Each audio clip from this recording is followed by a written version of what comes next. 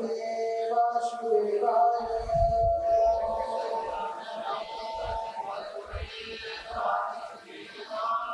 ओम नमो भगवते वासुदेवाय।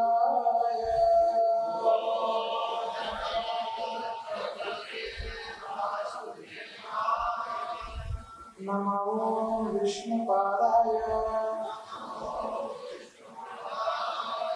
कृष्ण कृष्णाय भूतले श्रीमते भक्ति वेदांत स्वामी निति नामिने नमस्ते सारस्वते देवे गौरवाणी प्रचारिणे निर्विशेष शून्यवादी पाश्चात्य देशपालिने। आप लोग बोलते नहीं क्या? जोर से बोलिए। हे कृष्ण करुणा सिंधु दीनबंधु जगत्पते गोपेश गोपिका कांत राधा कांत नमस्तुते तप्त कांचन गौरांगी राधे वृंदावनेश्वरी वृषभानुसुते देवी प्रणमामि हरिप्रिये। जय श्री कृष्ण चैतन्य प्रभु नित्यानंद श्री अद्वैत गदाधर श्रीवासादि गौर भक्तवृंद। दोनों हाथ ऊपर उठाकर हरे कृष्णा कृष्ण कृष्ण हरे हरे हरे राम राम राम हरे हरे।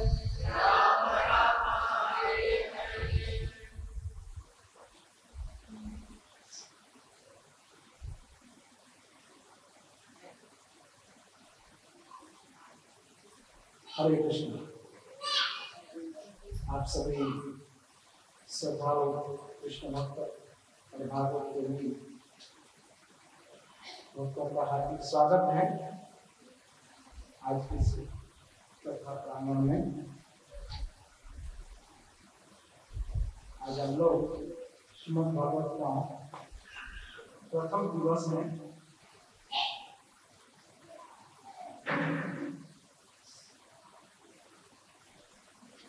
हम विचार किए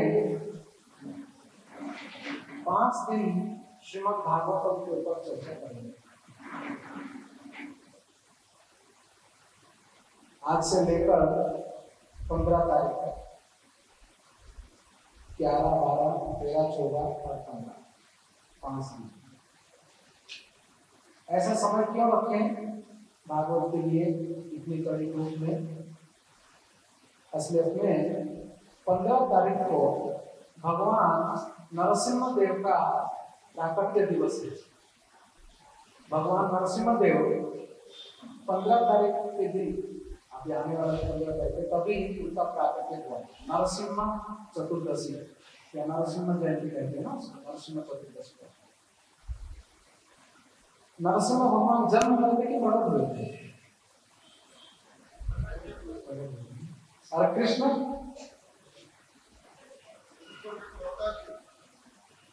हम कृष्ण जन्माष्टमी कहते हैं ना, नरसिंह जन्माष्टमी कहते हैं क्या? नरसिंह जन्म चतुर्थी कहते हैं। भगवान श्री कृष्ण की लीलाएं अद्भुत है। जब ये नरसिंह देव के रूप में भगवान प्रकट होते हैं, ये खंबे से प्रकट होते हैं। एक निर्जीव वस्तु से सनातन सजीव वस्तु जो है लोग प्रकट होते हैं, सजीव सनातन भगवान प्रकट होते हैं। तो ये 15 तारीख के दिन है। तो हम सोचे कि आप सभी भक्तों को विशेष रूप से ये सुरेशिया एरिया में, ये सिंधी मोहल्ला है ना, सिंधी मोहल्ले में भगवान नरसिम्हा देव के कथाओं का चर्चा करेंगे। तो ये 5 दिन हम लोग विशेष रूप से भगवान नरसिम्हा देव की लीलाओं को सुनेंगे। परंतु आज के दिन हम श्रीमद् भागवतम के कुछ महिमा का चर्चा करेंगे और कल से हम लोग श्रीमद् भागवतम में से भगवान नरसिम्हा देव के जो चरित्र हैं उसके ऊपर हम लोग चर्चा करने का प्रयास करेंगे। वैसे तो श्रीमद् भागवत कथा आप सभी लोग कई बार अनेकों संतों से, संतों की मुखारबिंद से आप लोग सुने ही होंगे, है कि नहीं? साधारणतः यह श्रीमद् भागवत कथा 7 दिन की होती है, उसको भागवत सप्ताह कहते हैं, है ना? मगर हम 5 दिन रखे हैं। ऐसे बहुत सुंदर विचार हैं कि 7 दिन की भागवत सप्ताह होना चाहिए करके, मगर श्रीमद् भागवतम में ही भागवत के बारे में कहा गया है 7 दिन का तात्पर्य होता है 7 दिन। भागवत कथा 7 दिन होना चाहिए। इसका तात्पर्य यह नहीं कि साल में या 2 साल में 7 दिन कथा सुनेंगे या कथा करवाएंगे या कथा में उपस्थित रहेंगे। साधारणतः हम सभी लोगों का भाव ऐसा रहता है कि हाँ, साल में कोई एक बार कहीं कथा हुआ, जाकर सुन लिए 7 दिन, ऐसा रहता है कि नहीं रहता है सब लोगों का। परंतु भागवत सप्ताह यानी सप्ताह पूरा भागवत सुनना चाहिए। 7 दिन यानी रविवार, सोमवार, मंगलवार, बुधवार, गुरुवार, शुक्रवार, शनिवार, 7 दिन सुनना चाहिए भागवत, यानी कभी भी मिस नहीं करना चाहिए। ये भागवत का कहना है, ये भागवत सुनने की विधि है। श्रीमद् भागवतम में ही इसके बारे में कहा गया है, नित्यम भागवत सेवया, नित्य भागवत की सेवा होनी चाहिए। नित्य, प्रतिदिन, प्रतिदिन में 7 दिन आ जाते हैं, है कि नहीं? या साल में एक बार ही आते हैं 7 दिन, प्रतिदिन आते हैं, है ना? नित्य मतलब प्रतिदिन 7। तो ये भाव है। इसलिए हम विशेष रूप से अंतरराष्ट्रीय कृष्ण भावनामृत संघ के जो भक्त हैं, हम नित्य भागवत का सेवा करते हैं, प्रतिदिन भागवत की चर्चा करते हैं और सेवा करते हैं प्रतिदिन। आप लोग में से कितने भक्त हमारे संस्था के बारे में जानते हैं? इस्कॉन करके संस्था, उसके बारे में कौन कौन जानते हैं? इस्कॉन के बारे में अच्छा 5-7 लोग जानते हैं ना, 7-8 लोग जानते हैं। अंतरराष्ट्रीय कृष्ण भावनामृत संघ, अंतरराष्ट्रीय कृष्ण भावनामृत संघ, ये हमारा संस्था का नाम है। तो ये संस्था करता क्या है? हम लोग क्या करते हैं? पूरे विश्व भर में, भारत में ही नहीं, पूरे विश्व भर में, अमेरिका में, इंग्लैंड में, रसिया में, यूक्रेन में, है ना, पाकिस्तान में भी, सभी जगह गीता और भागवत के ऊपर सनातन धर्म का प्रचार करते हैं। लोगों को वेदों के अनुसार जीवन यापन कैसे करना चाहिए वो शिक्षा देते हैं। आधार क्या है हमारा? गीता और भागवत। उद्देश्य क्या है? ना जीवन, लोगों की जीवन शैली वेदों के अनुसार परिवर्तन करना है, वेदों के अनुसार जीना सिखाना है। आजकल हम सभी लोग जीते तो है ही, है ना, मगर हम शास्त्रों के आधार पर नहीं जी रहे हैं, शास्त्रों के अनुसार नहीं जी रहे हैं। इसीलिए संसार में अनेकों प्रकार के कष्टों को हमें झेलना पड़ रहा है। आपको पता है, इस संसार में देवताओं के द्वारा यानी भगवान के द्वारा बोला गया ऐसे मुख्यतः 4 समस्याएं हैं। उसके अलावा देवताओं से मिलने वाला और 3 समस्याएं, ये 7 मुख्य समस्याओं के अलावा तो हजारों समस्या हमारे सर पे बैठा हुआ है। जन्म, मृत्यु, जरा, व्याधि, है ना, ये समस्याएं हैं। इसके अलावा कभी कभी ज्यादा तूफान आ जाता है, ज्यादा गर्मी, ज्यादा सर्दी, ये बहुत अधिदैविक क्लेश कहते हैं इसको।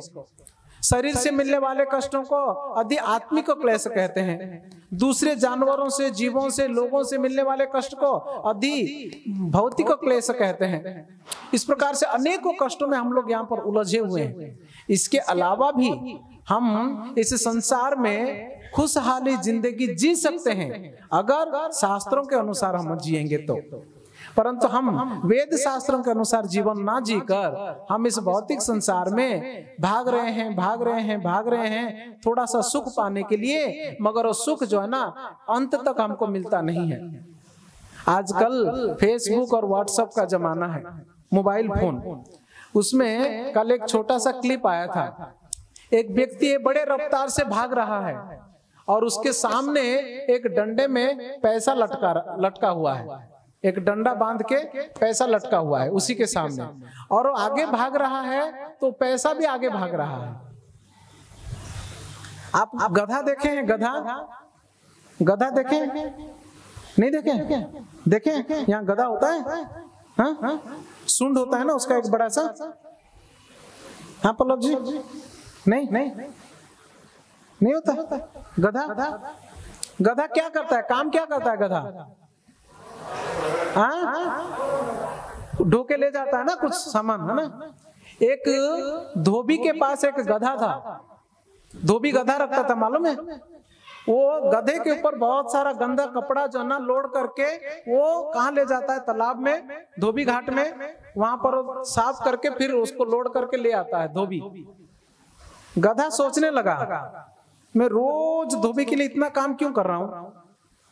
ये तो वैसे ही ढंग का खाने के लिए भी नहीं देता है मुझे।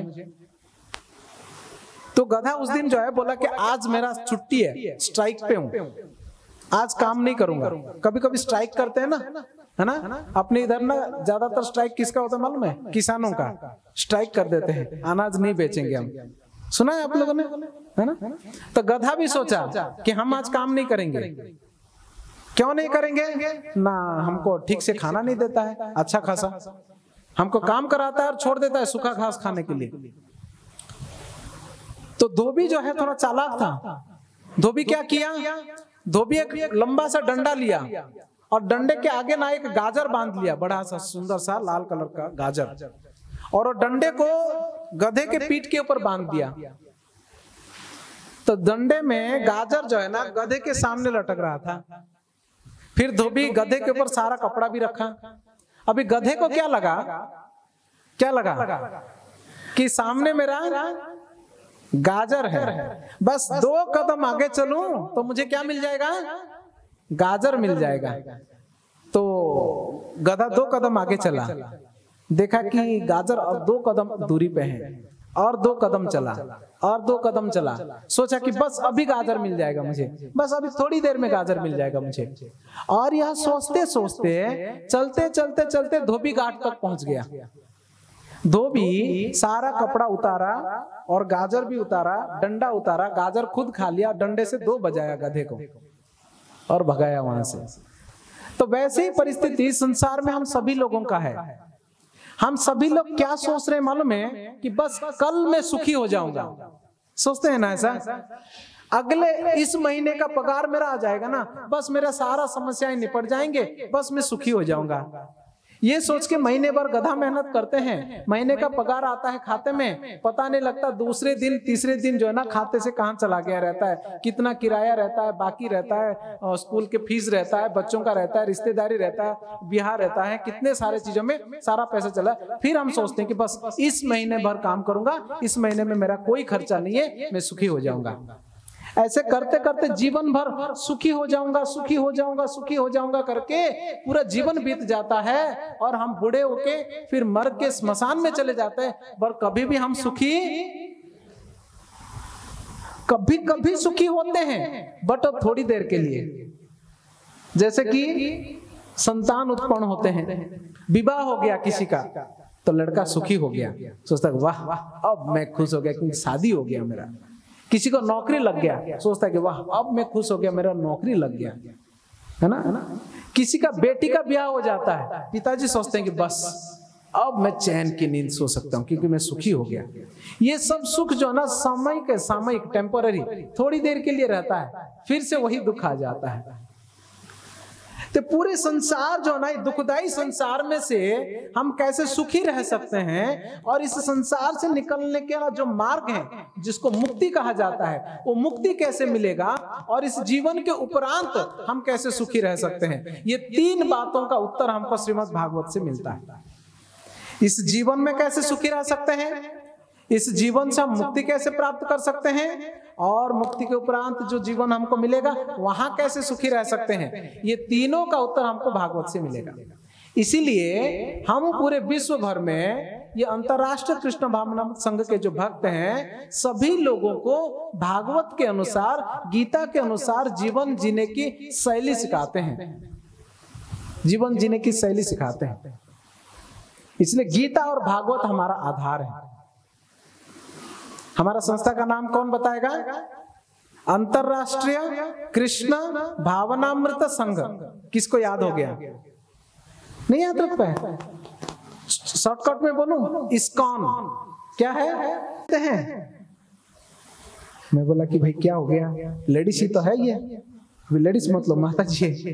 बॉम्बे के जो स्त्रियां हैं उनको माता जी मतलब ओल्ड लेडी, बूढ़ी माँ ऐसा उनको लगता है। बाकी जो जवान होती है हाँ तो उनको आंटी बुला सकते हैं, शायद आंटी भी किसी किसी को जमता नहीं है, मैडम जमता है उनको। बताइए मैडम, तो हम उनको माता जी कह दिए तो वो तो क्रोधित हो गए और हम क्या कहने लगे, क्या बोले, हम आपको माता जी दिख रहे हैं? मैं बोला कि हाँ माता जी तो दिख रहे हैं। तो टिकट दी नहीं, पैसा भी दे दिया था मैंने। बोलते हम टिकट नहीं देंगे, आपने माता जी क्यों बोला? मैं समझ गया तुरंत, मैं सॉरी मैडम, हाँ सॉरी। तो फिर वो टिकट दे दी मुझे, टिकट हाथ में लेके बोला थैंक यू माता जी, धन्यवाद। तो कहने का तात्पर्य है, देखो समाज कैसे बदल रहा है, लोगों की विचारधाराएं कैसे बदल रहे हैं। अगर हम शास्त्रों के अनुसार सिखाएंगे नहीं लोगों को जीवन शैली, तो क्या होगा? तो ये समझ जो है लोगों का परिवर्तन होते होते सामाजिक क्या है जो डिस्टर्बेंसेस है, सोशल डिस्टर्बेंसेस है वो क्रिएट होते हैं। सामाजिक परेशानियां वो होते हैं अगर ये ना सिखाएंगे। ये बात इस्कॉन वालों का नहीं है, चाणक्य पंडित ही इस बात को कहते हैं। मातृवत परदारेषु, दूसरे की स्त्री को यानी दूसरे की पत्नी को माता करके संबोधन करना चाहिए, दूसरे की पत्नी को माता करके संबोधन करना चाहिए।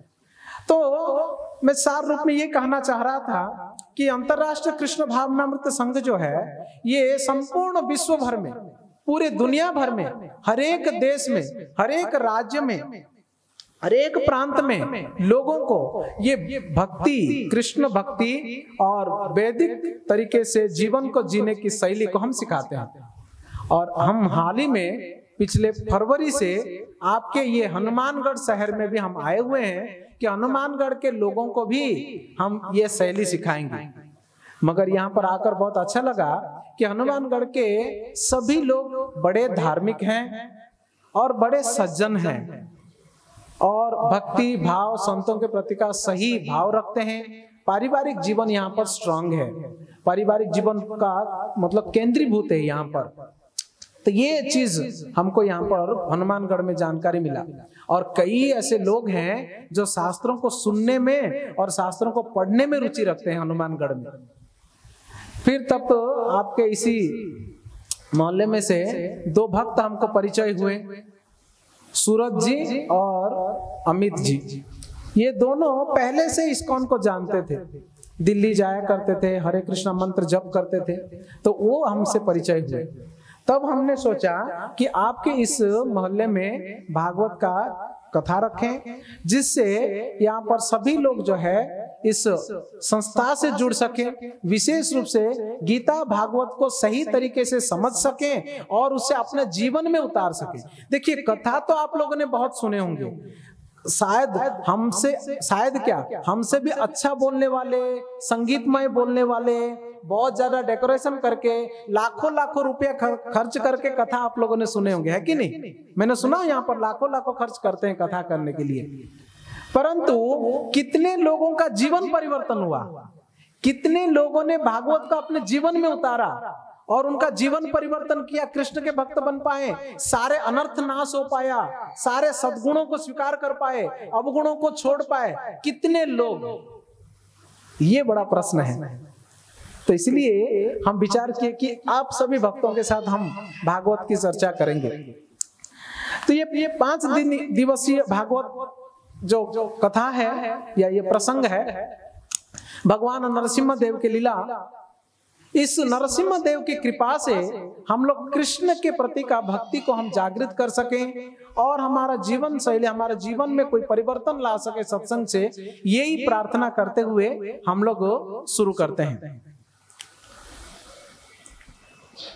ओम नमो भगवते नरसिंहाय नामस्तेजस तेजसा विराविर्भव वज्रनख वज्रदंष्ट्र कर्मसायन रंधय रंधय तमो ग्रास ग्रास ओम स्वाहा अभयम अभयमात्मनि भूयिष्ठ ओम क्षोम। भगवान श्री नरसिम्हा देव की, प्रहलाद महाराज की।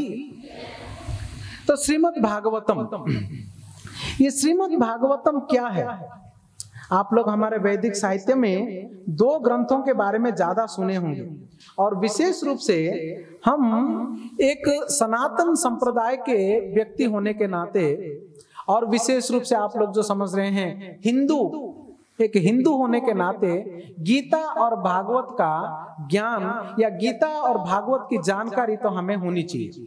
ये 2 ग्रंथ हैं, भगवत गीता और श्रीमद् भागवतम। एक गीता लेके आना मेरे लिए, एक गीता और ये भागवत, 2 ग्रंथों के बारे में जानकारी होना चाहिए। आप लोगों में से कितने को इसकी जानकारी है? गीता और भागवत अलग अलग ग्रंथ है करके कौन कौन जानते हैं? श्रीमद् भगवत गीता और श्रीमद् भागवतम, ये 2 चीज अलग अलग है। ये श्रीमद् भगवत गीता है, मतलब इसमें चित्र ऐसा है, किसी और किताब में कोई और चित्र होगा, बट ये भगवत गीता है, ठीक है। और ये है श्रीमद् भागवतम, ये श्रीमद् भागवतम। तो ये दोनों ग्रंथों में अंतर सबसे पहले समझना चाहिए हमको, उसके बाद ही हम आगे बढ़ेंगे, ठीक है। आप लोगों में से किसी को मालूम है इसके बारे में? कोई कह सकता है भगवत गीता क्या है? जो प्रभु जी लोग हैं जेंट्स, उसमें से कोई कहेगा भगवत गीता क्या है? कोई बता सकता है आप में से? आप लोग थोड़े आश्चर्य में होंगे ना, ये महाराज कैसी भागवत कथा कर रहा है, बीच बीच में प्रश्न पूछ रहा है करके। हाँ? कथा मतलब तो आए ठाट बाट में आके और एकदम से और शुरू करेंगे गाते हुए, और सब लोग बैठ के एकदम ध्यान पूर्वक सुनेंगे, और लास्ट बीच बीच में भजन होगी, हाँ, फिर बाद में आरती वारती होगी, सब चल देंगे। हम बीच में पूछ रहे हैं, कैसे बातें करने जैसा लग रहा है ना ऐसा? असलियत में यही तरीका है भागवत बोलने का, वो तरीका नहीं है। क्योंकि भागवत जी कौन बोले थे मूलतः? कौन बोले थे भागवत? जोर से बोलिए, भागवत कौन बताया था? हाँ, सुखदेव जी ना। किसको बताए थे? किसको बताए थे? तो भागवत सुखदेव जी गोस्वामी और परीक्षित जी महाराज के बीच में वार्तालाप है कि नहीं? वार्तालाप है कि नहीं? तो भागवत में परीक्षित जी प्रश्न पूछे, फिर सुखदेव जी उनको बताए, है ना? फिर जब भी सुखदेव जी खत्म किए, फिर परीक्षित जी उनको प्रश्न पूछे। तो श्रोता और वक्ता के बीच में ये आदान प्रदान, प्रश्नोत्तरी ही भागवत है। ऐसा नहीं कि सुखदेव जी महाराज जी आए और बैठे और 7 दिन लगातार धपाधप जो है उन्होंने भागवत बोल दी और उठ के चले गए। ऐसा नहीं, ये कन्वर्सेशन है, ये कथोपकथन है, ये वार्तालाप है। ज्ञान का आदान प्रदान उसी प्रकार से होता है, श्रोता के साथ का संबंध वैसे ही बनता है। नहीं तो क्या होगा ना, कुछ लोग सुनेंगे, कुछ लोग नहीं सुनेंगे, कुछ लोग सो जाएंगे, कुछ लोग दिमाग बंद करके बैठेंगे, है कि नहीं? आप समझ रहे हैं ना? हिंदी समझ रहे हैं आप लोग ना? तेलुगु में बोलूं क्या? नहीं, हिंदी ठीक है प्रभु जी, आप लोग को ठीक है हिंदी? एक्चुअली मुझे कभी कभी डर लगता है, यहाँ का हिंदी है ना थोड़ा पंजाबी मिक्स है एक्चुअली, मतलब कुछ लोकल लैंग्वेज है यहाँ का, वो मुझे आता नहीं है, तो मैं चिंतित रहता हूँ कि भाई मैं हिंदी में कह रहा हूँ, वो हिंदी भी सही नहीं है मेरा, सभी लोग समझ रहे हैं कि नहीं ऐसा करके। ठीक है, हम पूछ रहे थे कि भगवत गीता क्या है, आप में से कौन बता सकते हैं? जो प्रभु जी लोग हैं जेंट्स, कौन बताएंगे? नहीं, भगवत गीता क्या है बताइए। कृष्ण और अर्जुन के बीच का संवाद है भगवत गीता, और भागवतम क्या है? सुखदेव जी और परीक्षित जी के बीच के संवाद है।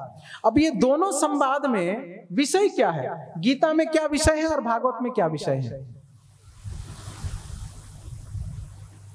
नहीं, भगवत गीता भगवान कृष्ण के द्वारा दिया गया शिक्षाएं हैं, श्रीमद् भागवतम भगवान कृष्ण के द्वारा किया गया लीलाएं हैं। भगवान कृष्ण ने जो कार्य किए वो भागवत में है, भगवान कृष्ण ने जो शिक्षा दिया वो भगवत गीता में है। ये अंतर है। अब समझ में आया भगवत गीता में क्या है? कृष्ण के द्वारा दिया गया, फिर से बोलिए, भगवत गीता में क्या है? कृष्ण के द्वारा दिया गया, और भागवतम में क्या है? भगवान कृष्ण के लीलाएं, ये भागवत है। ये अंतर है दोनों में, बहुत बड़ा अंतर। क्या मालूम है? भगवत गीता में केवल 700 श्लोक हैं, भागवतम में 18,000 श्लोक हैं। इतना बड़ा ग्रंथ है।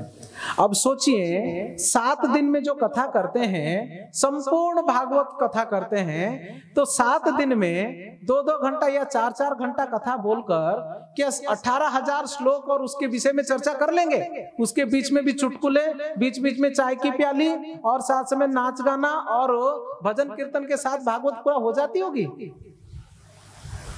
हाँ, कुछ प्रसंगों को स्पर्श करते हैं, कुछ प्रसंगों को, मुख्य प्रसंगों को स्पर्श करते हैं। इसीलिए हमने क्या किया, भागवतम के एक विशेष प्रसंग को लिया, जैसे कि नरसिम्हा देव की लीला। ये विशेष प्रसंग है।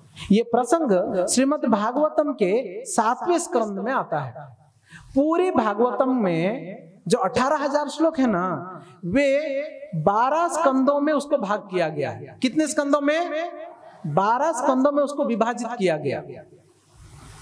ये भागवत का जो 12 स्कंद है, शास्त्र कहता है, विशेष रूप में पद्म पुराण में कहा गया है, ये 12 स्कंद कुछ और नहीं है, ये स्वयं भगवान श्री कृष्ण ही है। जब भगवान श्री कृष्ण द्वापर युग के अंत में अपने लीलाओं को संपन्न करने के बाद इस धराधाम को छोड़कर वो भगवत धाम को निकल गए, उसके बाद इस कलयुग के लोगों के लिए आशा, साहा, भरोसा क्या था? कौन इनको रास्ता दिखाने वाला था? तो वही कृष्ण फिर से भागवत का रूप लेकर इस संसार में आए। ये भागवत है। ये केवल ग्रंथ नहीं है, ये केवल कागजों से बना हुआ श्लोकों का विशिष्ट कोई धार्मिक ग्रंथ नहीं, ये स्वयं भगवान श्री कृष्ण है, जो ग्रंथ के रूप में हमारे सामने प्रकट होते हैं, हमें इस कलयुग के अंधकारमय जीवन से उजाला प्रदान करके इस धाम से वापस ले जाने के लिए। ये शास्त्र प्रमाण है, ये कोई भावुकता वाला बात नहीं है।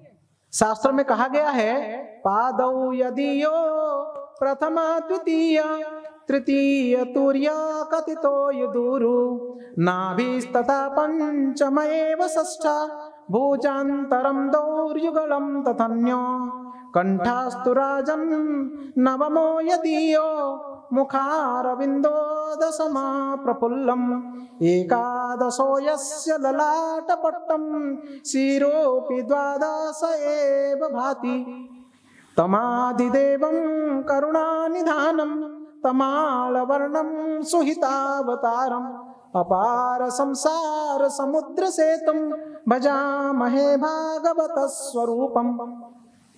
ये पद्म पुराण की बात है। भजामहे भागवत स्वरूपम, हे भागवत स्वरूप भगवान श्री कृष्ण, मैं आपको भजन करता हूँ, आपको प्रणाम करता हूँ, क्योंकि ये आपके जो 2 चरण कमल हैं वो कुछ और नहीं, ये भागवत का प्रथम स्कंद और दूसरा स्कंद है। भागवत कितने स्कंद का मैंने बताया? 12 स्कंद का, उसमें श्लोक 18,000 हैं, 12 स्कंद का भागवत है, मतलब 12 भाग। तो ये 12 भागों को कैसे वर्णन किया गया? पहला दो भाग है वो भगवान कृष्ण के चरण हैं। पहला 2 भाग क्या है? अगर कोई भागवत के प्रथम स्कंद पढ़ता है, दूसरा स्कंद पढ़ता है, इसका मतलब है भगवान श्री कृष्ण के चरणों का सेवा कर रहा है, चरणों का दर्शन कर रहा है। और दूसरा स्कंद, प्रथम दूसरे के बाद तीसरा और चौथा स्कंद जो है भगवान के 2 जांघें हैं। पंचम स्कंद जो है ना, 5वां वाला स्कंद भगवान के नाभि हैं, नाभि कमल। छठा स्कंद भगवान का वक्षस्थल है। 7वां और 8वां स्कंद भगवान के 2 भुजाएं हैं। 9वां स्कंद भगवान के कंठ हैं। 10वां स्कंद भगवान का सुंदर मुस्कान है, चेहरा। 11वां स्कंद भगवान का ललाट, मतलब ये माथा। और 12वां स्कंद भगवान का सिर है। तो संपूर्ण भगवान श्री कृष्ण है। भागवत का उपासना करने का अर्थ होता है भागवत का पढ़ना। अगर हम अभी भागवत बोल रहे हैं, आप भागवत सुन रहे हैं, यानी हम सभी मिलकर अभी भगवान श्री कृष्ण की उपासना कर रहे हैं श्रवण और कीर्तन के माध्यम से। ये भागवत है। केवल उतना ही नहीं, ये केवल भावुकता का वाला बात नहीं। कोई कह सकते हैं ये जो वैदिक सभ्यता है, वैदिक शास्त्र है, हिंदू धर्म है, सनातन धर्म है, ये तो वेदों के ऊपर निर्भर है, वेदों का ज्ञान सर्वोपरि होता है, तो ये भागवत को क्यों पढ़े? मगर शास्त्रों में ये भी कहा गया है, अगर एकमात्र भागवत उपस्थित है हमारे पास, अगर एकमात्र भागवत उपलब्ध है हमारे पास, तो हमें दूसरे कोई वेदों को पढ़ने की भी जरूरत नहीं है। क्योंकि ये जो भागवत है ना, ध्यान से सुनिए इधर, ये जो भागवत है, ये संसार में जितने भी वेद हैं, वेद कितने वेद होते हैं? कुछ 8-10 वेद होते हैं ना। वेद कितने होते हैं? वेद 4 होते हैं पक्का। हनुमानगढ़ में भी 4 ही वेद होते हैं क्या? हाँ, हमने तो पढ़ाई किया था 4 है। मैंने सोचा हनुमानगढ़ में कुछ 2-4 ज्यादा होंगे, यहाँ ज्यादा गर्मी है तो नहीं, 4 वेद है। क्या क्या है? रामायण, महाभारत। 4 वेद का नाम क्या है? ऋग्वेद, सामवेद, यजुर्वेद, अथर्ववेद। देखा, मैंने शुरुआत में सही बोला ना कि हनुमानगढ़ के लोग बड़े विद्वान हैं करके। सब मालूम है, वेद भी मालूम है? तो ये जो 4 वेद है, ऋग, साम, यजुर, अथर्व, ये चारों वेदों को कोई पढ़ सकता है क्या? इतना विशाल विशाल है। बट इस श्रीमद् भागवतम जो है, ये सारा वेदों का सार जो है, निचोड़, वो इस श्रीमद् भागवतम में। निगम कल्पतरोर गलितम फलम सुखमुखादमृत द्रव संयुक्तम पिबत भागवतम रसमालयम मुहुरहो रसिका भुवि भावुकः। निगम कल्पतरोर गलितम फलम। निगम कल्पतरोर, निगम का अर्थ होता है वेद पुराण, कल्पतरु का अर्थ होता है कल्प वृक्ष। वेद पुराण रूपी कल्प वृक्ष का पका हुआ फल, निगम कल्पतरोर गलितम फलम। गलितम मतलब पका हुआ फल, पका हुआ फल है। क्या है? भागवत है। सारे वेदों को अगर निचोड़ेंगे तो ये वेद, ये भागवत आता है। ये वेदों का पका हुआ फल है। केवल उतना ही नहीं, खाली पका हुआ फल नहीं, उसके आगे भी सुनिए, सुखमुखाद अमृत द्रव संयुक्तम। सुखमुखाद अमृत द्रव संयुक्तम, यानी ये सुखदेव गोस्वामी के मुख से निकला हुआ है। आप कभी जानते हैं, जो वृक्ष में जो फल पका हुआ रहता है, अगर तोता है ना, तोता समझते हैं क्या कहते हैं यहाँ पर? पैरट, तोता ही कहते हैं ना। तोता अगर वो पका हुआ फल को चोंच मार दिया है ना, वो फल का मिठास और बढ़ जाता है। सुना आपने ये बात? तो वैसे ही ये वेद रूपी वृक्ष का फल तो है ही पका हुआ, मगर इसको मुंह किसने चोंच मारा हुआ है? सुखदेव गोस्वामी ने चोंच मारा हुआ है। यानी सुखदेव गोस्वामी के मुख से निकला हुआ है ये वाणी है। सुखमुखाद अमृत द्रव संयुक्तम पिबत भागवतम रसमालयम। पीजिए पीजिए इस रस को, रसमालयम, इस रस को पीजिए। इसका और एक विशेषता है, इस फल में ना गुठली है ना छिलका है। क्या है? केवल रस ही रस है, केवल रस ही रस है। इस भागवत में से थोड़ा सा निकालेंगे, थोड़ा सा सुनेंगे, वो अच्छा प्रसंग है, ये अच्छा प्रसंग नहीं, ऐसा कुछ नहीं है। पूरा का पूरा रस है, इसमें ना तो छिलका है और ना ही गुठली है। कितना अच्छा है ना? पिबत भागवतम रसमालयम मुहुरहो रसिका भुवि भावुका। हे भावुक भक्तों, रसिका, हे रसिक भावुक भक्तों, पी लो इसको। कितना सुंदर ये रस से भरा हुआ फल है, ये श्रीमद् भागवतम है। कि अभी दो बात मैंने बताया भागवत के बारे में, याद करिए। पहला मैंने बताया कि ये भागवत जो है ये स्वयं भगवान कृष्ण ही है। श्री कृष्ण परिवर्तित कृष्ण लीला स्तव करके एक ग्रंथ में हमारे एक सनातन गोस्वामी जी हैं, वो बड़े सुंदर तरीके से कहते हैं इसके बारे में। क्या कहते हैं मालूम है? सर्व शास्त्राब्धि पीयूष सर्व वैदिक सत्फल सर्व सिद्धांत रत्नाढ्य सर्व लौकिक दृक्पद सर्व भागवत प्राण श्रीमद् भागवत प्रभु कलोध्वांतोदितादित्य श्री कृष्ण परिवर्तित। कलोध्वांतोदितादित्य, जब भी कलयुग में पूरा अंधकार भर गया ना, चारों तरफ अंधेरा ही अंधेरा हो गया। कलयुग में अंधेरा कैसे? अभी तो उजाला है ना यहाँ पर। कलयुग का अंधेरे का अर्थ होता है अज्ञान। कलयुग में अज्ञान रूपी अंधकार है, तो कलयुग के इस अज्ञान रूपी अंधकार को दूर करने के लिए स्वयं कृष्ण भगवान ही सूर्य के रूप में प्रकट होते हैं इस भागवत के अवतार लेकर। श्री कृष्ण परिवर्तित, भगवान कृष्ण ही फिर से भागवत के रूप में प्रकट होते हैं, हम जैसे कलयुग के बदमाशों को लाइट दिखाने के लिए, उजाला प्रदान करने के लिए। उतना नहीं, सर्व शास्त्राब्धि पीयूष, सर्व शास्त्राब्धि सभी शास्त्रों का सार है, सर्व वैदिक सत्फल, जितने भी वैदिक कर्म है उन सबका ये वैदिक ग्रंथ उसका फल है ये। सर्व सिद्धांत रत्नाढ्य, जितने भी सिद्धांत हैं, सिद्धांत समझते हैं ना, दर्शन, कर्म कांड, ज्ञान कांड है ना, कर्म कांड, ज्ञान कांड, कर्म योग, ज्ञान योग, अष्टांग योग, जितने भी है, सांख्य योग, जो भी योग है, जितना भी दर्शन है, कर्म मीमांसा, उत्तर मीमांसा, जो भी मीमांसा है, जितने भी दर्शन है, सभी दर्शनों का, सभी सिद्धांतों का ये सार है। सर्व सिद्धांत रत्नाढ्य सर्व लौकिक दृक्पद, इसको पढ़ाई करने से हमको वो सारे संसार के बारे में सही दृष्टि प्रदान करेगा। इस भौतिक संसार के बारे में भी सही दृष्टि प्रदान करेगा, हमारे परिवार के बारे में भी सही दृष्टि प्रदान करेगा। हमें वो आंख देता है, वो आंख ज्ञान चक्षु कहते हैं उसको, ज्ञान चक्षु। वो ज्ञान चक्षु जो है हमको प्राप्त होगा इस भागवत को पढ़ने से।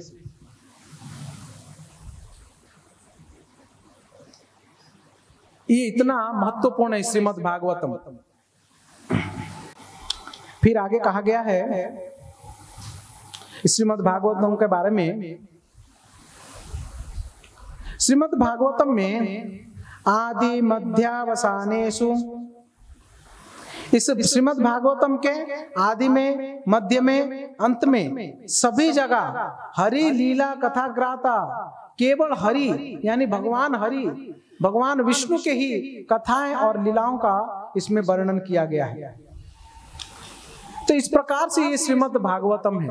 सारे शास्त्रों का सार भी है, स्वयं भगवान भी है। अगर इस श्रीमद् भागवतम का सहारा अगर कोई लेता है, श्रीमद् भागवतम का आश्रय अगर कोई घर धारण करता है, तो वो उस व्यक्ति का उद्धार इस संसार में निश्चित रूप से हो जाएगा। इस भौतिक संसार से, इस भौतिक सागर से, इस दुखमयी परिस्थिति से और निश्चित रूप से उद्धार पाएगा। श्रीमद् भागवतम की महिमा के बारे में वर्णन करते हुए इसकी बड़ी सुंदर महिमा बताते हैं श्रील सूत जी और शौनक आदि ऋषियों के द्वारा जो वार्तालाप होता है उसमें। एक बार की घटना है, आप लोग जानते हैं नारद मुनि को, जो सबको झगड़ा लगाते हैं। झगड़ा लगाते हैं क्या नारद जी? भक्ति का प्रचार करते हैं, कृष्ण का नाम का प्रचार करते हैं कि नहीं? नारायण नारायण गाते रहते हैं। नारद मुनि बजाए बिना राधिका रमण नामे। भगवान श्री राधा रमण के नाम को, नारायण के नाम को हमेशा अपने बीड़ा में बजाते हुए वो कहीं चलते चलते जा रहे थे। रास्ते में उनको 4 लड़के मिलते हैं, बड़े छोटे छोटे कपड़े पहने हुए नहीं है। कौन होंगे वो लोग? कौन होंगे वो 4 लड़के? ब्रह्मा जी के 4 बेटे हैं, है ना? 4 कुमार कहते हैं उनको। सनकादि चतुर कुमार नारद जी को मिलते हैं और सनकादि चतुर कुमार नारद जी को पूछते हैं, हे मुनिवर, हे देवर्षि, हे नारद, कृपा करिए हमारे ऊपर, आप कहां जा रहे हैं? आप इतना जल्दी जल्दी में कहां जा रहे हैं? तो नारद जी रुक गए। फिर चारों लड़के हाथ जोड़ के पूछते हैं, ऋषि, हे मुनिवर, हम देख रहे हैं कि आपके चेहरे में थोड़ा दुखी है, आप परेशान लग रहे हैं। आप कहां से आ रहे हैं, कहां जा रहे हैं, और इतना भागम भागम क्यों कर रहे हैं, और आप दुखी क्यों हैं? जो भगवान श्रीमन नारायण के नाम अनवरत लेते रहते हैं वो भला कैसे दुखी हो सकते हैं, और आप क्यों दुखी हैं? नारद जी रुक जाते हैं। नारद जी बताते हैं, हे कुमारगण, बात ऐसा है कि हम भूलोक में गए हुए थे घूमने के लिए। कहां गए थे? भूलोक में गए हुए थे घूमने के लिए। तो वहां पर हम काशी गए, वहां से हम बनारस गए, हरिद्वार गए, अयोध्या गए, दक्षिण में गए, श्रीरंगम गए, रामेश्वरम गए, सभी जगह गए। बट हमने देखा, हम बड़े अपसेट हो गए, दुखी हो गए ना। क्यों? क्या हुआ? क्यों दुखी हो गए आप? ना, ये सब जगह पाखंड भरा हुआ है। वहां रहने वाले साधु पाखंड कर रहे हैं। जो लोग हैं संसार के, सभी लोग क्या कर रहे हैं? केवल भोग विलास में लगे हुए हैं, पाप कार्यों में लगे हुए हैं। जो तीर्थ स्थान है वो केवल घूमने का अड्डा बन गया है। जो तीर्थों में जो जलाशय हैं, वहां पर जलाशय में एंजॉयमेंट का पार्क बन गया है। वहां कोई पवित्रता नहीं रह गई, वहां पर कोई धर्म के बात नहीं रह गई, कोई भक्ति नहीं कर रहा है, कोई शास्त्र के आधार पर जीवन यापन नहीं कर रहा है। वो हनुमानगढ़ भी आए होंगे शायद, है ना? हम जब हनुमानगढ़ में आए तो हमें किसी ने कहा कि महाराज आप हनुमानगढ़ आ गए, बहुत अच्छा हो गया। मैं लगा, क्यों भाई? ना, हनुमानगढ़ में एक दिन में 5 किलो अफीम उतरता है और खत्म हो जाता है। हाँ, मेरा आंखें बड़े बड़े हो गए। मतलब 5 किलो अफीम खा जाते हैं हनुमानगढ़ के लोग? ना, हाँ जी, खा जाते हैं। अल्लाह भाई, मतलब तो फिर सही जगह है यहाँ पर प्रचार करना। तो नारद मुनि पूरे भौतिक संसार के घूम घूम के देखते हैं। क्या क्या देखते हैं मालूम है? बड़े मजा के बात है, आप सुनेंगे तो बड़े आश्चर्य होंगे। वो आप सभी देख रहे हैं सारा चीजें।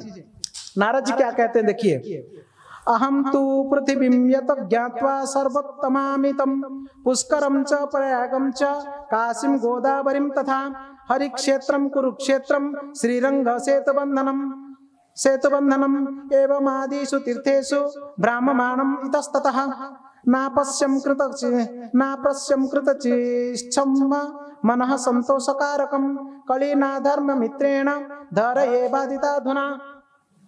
ये सब जगह गया, मगर मेरा मन जो है ना उब गया, दुखी हो गया। मैं क्यों दुखी हो गया ना? क्या कह रहे हैं, देखिए, कलयुग के प्रभाव से जो है ना अधर्म फैला हुआ है चारों तरफ। अधर्मेण सत्यम नास्ति, सत्य नहीं है। सत्य सच बात है ना झूठ बात है। आजकल सत्य रेयरली कोई बोलता है। सत्य कैसा हो गया मालूम है? पानी के ऊपर लकीर की जैसा हो गया है। अभी बोला हुआ व्यक्ति तुरंत तो मिट जाता है, बदल जाता है, और कल बोला हुआ व्यक्ति तुरंत बदल जाता है। कोर्ट में गीता के ऊपर भी हाथ रख के बोल देते हैं, है कि नहीं? हम जो बोलेंगे सच बोलेंगे, गीता को छू के बोलते हैं, और कभी झूठ नहीं बोलेंगे, मगर वो बोलेंगे झूठ ही, है ना? पूरा संसार ऐसा हो चुका है। क्या हो गया? रुक जा, बस मेरा समय हो गया, तो अभी बीच में शंख मत बजा। हाँ, और क्या नहीं है? तपस्या कोई नहीं करते हैं। तपस्या सत्य कोई नहीं बोलता है। क्यों मालूम है? जुआ ज्यादा खेलेंगे तो वो व्यक्ति सत्य नहीं बोल पाएगा। कलयुग में ज्यादातर कामकाज भी ऐसे हैं और व्यक्ति कार्य भी ऐसे ही करते हैं, इसलिए सत्य नहीं बोलता है कोई। दूसरा, तपस्या नहीं करते हैं कोई, तपस्या कर ही नहीं सकता। जो व्यक्ति नशा करता है तपस्या नहीं कर सकता है। कोई बोलेंगे हम नशा नहीं करते हैं, करते हैं क्या? कौन कौन नशा नहीं करता? हाथ उठाइए। मतलब शर्म आता है कि माताएं तो सब उठा, क्या माता जी लोग भी 4-5 उठा रहे, आप लोग भी नशा करते हैं क्या? तो सब हाथ उठाइए जी। हाँ देखा, माताएं सब सब तपस्या कर सकते हैं, नशा नहीं करते। चाय चाय चाय, कौन चाय नहीं पीता है? क्या बात कर रहे हैं आप, चाय नहीं पीते हैं? हरि बोल, ये तो बड़ी खुशी की बात है कि हनुमानगढ़ में कोई ऐसा है कि चाय नहीं पीते हैं। बहुत बहुत धन्यवाद। मतलब हमारे पार्टी के कुछ लोग यहाँ पर पहले से हैं चाय ना पीने वाले, है ना। हम जब भी कहते हैं ना संसार में कि हम चाय नहीं पीते हैं, लोगों के आंखें बड़े बड़े हो जाते हैं। क्या महाराज चाय नहीं पीते हैं? ना भाई चाय नहीं पीते। चाय क्या बहुत बड़ा मतलब ऐसा पूछ रहा है कि घी नहीं खाता है करके। यार घी नहीं खाता तब पूछना, चाय नहीं पीता क्यों पूछ रहा है? पर एटलीस्ट कुछ भक्त तो है हमारे बिरादरी के कि चाय नहीं पीते। धन्यवाद। दया नहीं है किसी के अंदर, दया क्यों नहीं मालूम है? क्योंकि मांसाहार करते हैं ना। अगर आमिष खाते हो तो दया कैसे आएगा? जीव की हत्या करके खा रहा है व्यक्ति, तो दया कैसे दिखाएगा? कभी कभी वो बोलता है कि मैं तो बहुत दयालु हूं, मैं भिखारी को दान दे देता हूं, गरीब को खिला देता हूं। अरे भाई तू तो जीव को हत्या करके मार के खा जाता है, तो क्या दया दिखा रहा है? क्या धार्मिकता बन रहा है? इसलिए सब गलत काम करते हैं और मिथ्या का प्रयोग करते हैं।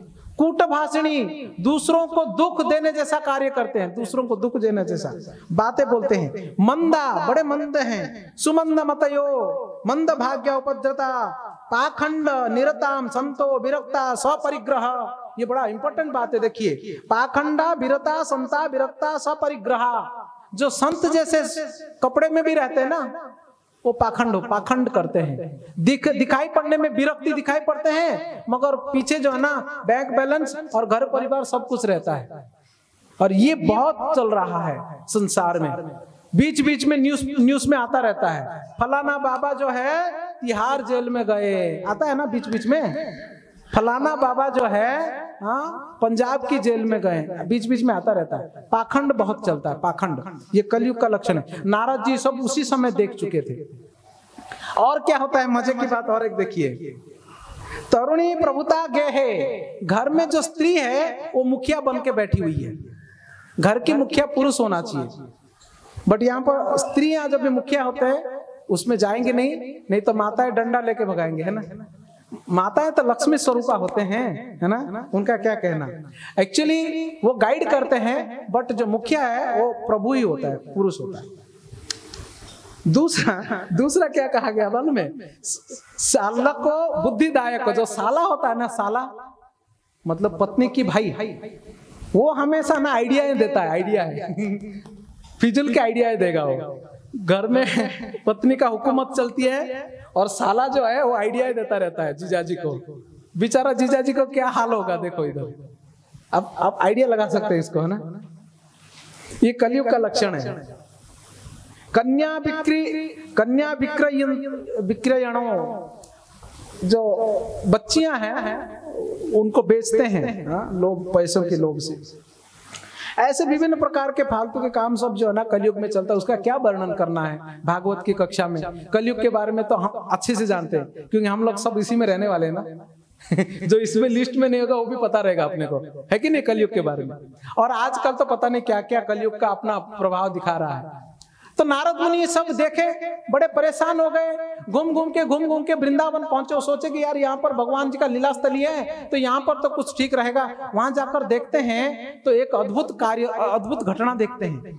एक जवान सी लड़की, कन्या, वो बड़े सुंदर दिख रही है और वहां पर बैठ के रो रही है। और उसके गोद में दो बूढ़े व्यक्ति, एकदम से जीर्ण शीर्ण बूढ़े हो गए हैं, 100 साल 150 साल के होंगे, और वो अपना सर रख के लेटे हुए हैं और वो कन्या रो रही है। नारद मुनि के अंदर दया आ गई, बड़े करुणा। भक्त जो होते हैं ना, भक्त संत होते हैं ना, दूसरों का दुख को देख के दुखी हो जाते हैं। और बाकी आम जनता जो होते हैं ना, हम लोग जैसे दूसरों का दुख को देख के खुशी हो जाते हैं ना, सुखी हो जाते हैं। पर दुख सुखी होते कि नहीं? नहीं, दूसरों का दुख देख के दुख होते हैं, दुखी होते हैं। तो संत महात्मा नारद जी देखते हैं एक जवान कन्या, एक सुंदर सी कन्या जो है वो बैठ के रो रही है, उसकी गोद में 2 बूढ़े व्यक्ति सोए हुए हैं। बेचारे नारद जी परेशान होते हैं और उस कन्या को जाकर पूछते हैं, हे देवी आप कौन हैं, क्यों रो रहे हैं, और ये दोनों बूढ़े व्यक्ति कौन है जो आपकी गोद में सोए हुए हैं? ये पूछते ही वो कन्या जोर जोर से रोती हैं और हाथ जोड़कर कहती है, मुनिवर मैं भक्ति हूं। कौन है वो कन्या? भक्ति देवी हैं। वो कहती है कि हे नारद जी मैं भक्ति हूं, मेरा जन्म जो है ना दक्षिण भारत में हुआ है, द्राविड़ देश में। वहां से थोड़ा महाराष्ट्र में तो थोड़ा मैं जवान हुई धीरे धीरे, और गुजरात आते आते मैं पूरा बूढ़ी हो गई, पूरा जीर्ण शीर्ण हो गई, सूख गई मैं। बट मैंने कैसे कैसे करके तो मथुरा वृंदावन तक आई, तो यहाँ पर तो मैं जवान हो गई, मगर ये दोनों मेरे बेटे हैं, ये दोनों मेरे बच्चे हैं। तो ये जो है अभी भी वो अपने यौवन को, अपने पूर्व अवस्था को प्राप्त नहीं किए। तो कौन है ये दोनों आपके बेटे? ना ज्ञान और वैराग्य। भक्ति देवी की 2 संतान है। कौन कौन है? ज्ञान और वैराग्य। भक्ति देवी जन्म कहाँ होती है? दक्षिण भारत में। कहाँ जन्म होती है? बोलिए जी। दक्षिण भारत में। तो दक्षिण भारत में जन्म होके महाराष्ट्र में थोड़ा ठीक ठाक रहती है, गुजरात में आके जीर्ण शीर्ण हो जाती है, बूढ़ी हो जाती है। कैसे कैसे करके मथुरा वृंदावन आती है, वृंदावन में तो जवान बन जाती है फिर से, मगर उनके 2 बच्चे हैं, लड़के, 2 संतान, ज्ञान और वैराग्य, ये दोनों बूढ़े के बूढ़े रहते हैं। अभी वो रो इसलिए रही है कि मैं जवान हो गई, मगर मेरे दोनों बेटे जो है वो अभी बूढ़े के बूढ़े हैं, इनको कैसे मैं वापस लाऊंगी, जवान बनाऊंगी, इसके लिए मैं रो रही हूँ। नारद मुनि बड़े दुखी हो जाते हैं उनको देखकर। वो बोलते हैं कि हे भक्ति देवी आप चिंता ना करो, आप अभी कृष्ण के स्थान पर हो, वृंदावन में हो, है कि नहीं? वृंदावन बड़ा रम्य स्थान है, भगवान श्री कृष्ण का हृदय है वृंदावन।